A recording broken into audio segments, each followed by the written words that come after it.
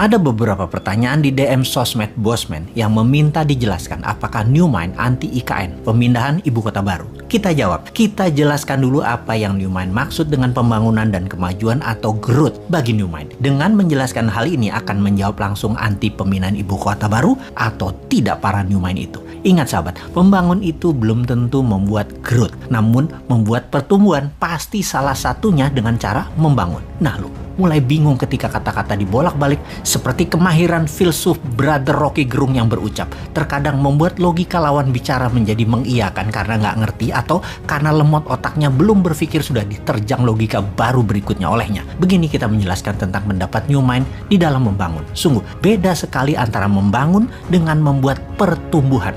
Kita tahu apa itu membangun, apa itu membuat pertumbuhan. Kita jelaskan. Benar, Indonesia saat ini terlihat banyak membangun infrastruktur. Ya, benar itu membangun. Namun jangan sahabat bilang bahwa membangun itu memajukan Indonesia. Belum tentu.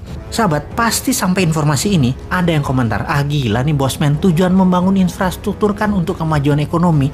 Benar kan? Begitu? Ada yang komen begitu kan? Jawabannya, belum tentu membangun itu memajukan ekonomi. Kita harus melihat bagaimana cara Indonesia membangun dan dengan siapa membangunnya. Baiklah, saya mau menjelaskan sedikit dengan pengandaian.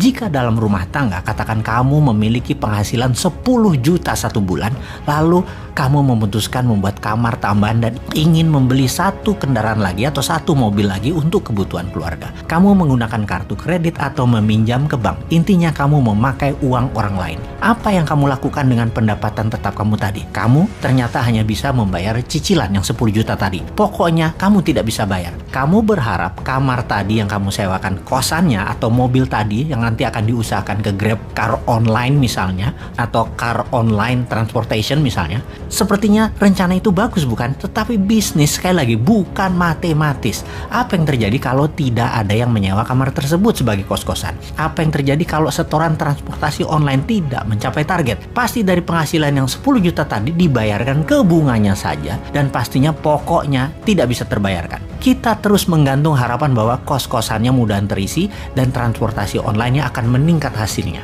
Anda benar membangun, tapi belum tentu membuat maju perekonomian rumah tangga. Betul kan? Dengan ilustrasi tersebut, kita urai lagi lebih dalam apa yang terjadi pada ekonomi secara makro di kelas menengah ke bawah di Indonesia dalam 6 tahun terakhir. Sekali lagi, kenapa pertanyaan kita memfokuskan pada pengusaha kelas menengah ke bawah? Karena yang di atas, yang besar, yang oligarki, yang BUMN, mereka tidak menderita. Mereka naik pendapatannya karena fasilitas negara dan karena pejabat membuat peraturan yang menguntungkan oligarki.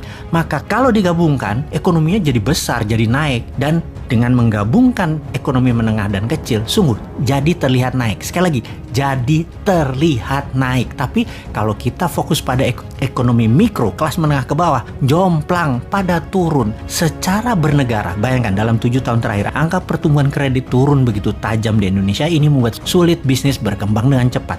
Bank biasanya belasan persen per tahun tumbuhnya dalam penyaluran kredit. Alias kalau tahun lalu 1 triliun bank kasih kredit, tahun ini harus naik 1,15 triliun. 1 triliun itu adalah pengandaian ya. Dan sejak tahun 2014, tumbuh kredit di Indonesia di tahun tersebut adalah 11,58%. Lalu tahun depannya, tahun 2015, tumbuhnya 10,44%. Mulai turun tuh. Di tahun 2016 tumbuh 7,87%. Di tahun 2017 tumbuhnya hanya 4,18%. Oke, baiknya saya nggak mau teruskan yang 2018, 2019, 2020, bahkan 2021. Asli, saya nggak mau teruskan. Malu. Sekarang kita gabungkan informasi dari awal hingga informasi terakhir yang barusan. Sungguh, keberhasilan membangun terbukti tidak menunjukkan kemajuan seperti apa yang dilakukan selama ini, yaitu membangun infrastruktur jalanan menggunakan uang asing dan serba asing, ternyata tidak menaikkan pertumbuhan bisnis mikro. Terbukti dengan menurunnya saluran kredit ke sektor real di UKM. Benar, kita membangun tapi GDP per kapita tidak naik dalam 7 tahun terakhir. Apalagi kalau dipotong inflasi akumulasi selama 7 tahun. pertumbuhan Indonesia minus. Fakta lagi, GDP per kapita 2014 adalah sekitar $3.700 per kapitanya. GDP per kapita 2021 $4.050. Dalam 6 tahun naik secara akumulasi sekitar 9%. Sementara total inflasi 2014 sampai 2021 adalah sekitar 14%. Ya kalau 14% dikurangi pertumbuhan yang 9%, ya minus pertumbuhan nasionalnya. Jadi kita pastikan bahwa membangun belum tentu memajukan atau menumbuhkan, dan ini terbukti membangun infrastruktur dan terbukti tidak menumbuhkan GDP per kapita. Jadi yang Newmind anti sekali lagi bukan memindahkan ibu kotanya, bukan membangun ibu kota barunya, bukan membangunnya sekali lagi, namun kalau melihat cara membangunnya dan dengan siapa membangunnya, maka dapat dipastikan secara ekonomi makro dan mikro, pertumbuhan yang dirasakan ke masyarakat penduduk Indonesia ke depannya pasti hasilnya akan sama, yaitu tidak menumbuhkan apa-apa. Jadi tantangan Newmind dilontarkan ke tim IKM adalah buktikan uang 1.000 triliun rupiah yang akan digelontorkan dalam 5 tahun ke depan membangun IKN akan menumbuhkan GDP per kapita Indonesia ke $10.000 per tahunnya. Lalu kalau Newmind sekarang ditanya, jawabannya oleh Newmind bagaimana? Fokusnya Newmind adalah pertumbuhan ke $1.000 per kapita pendapatan rakyat Indonesia, dengan salah satunya adalah membangun ibu kota baru yang seperti titik. Rahasia dong, nanti 2024 kita buka.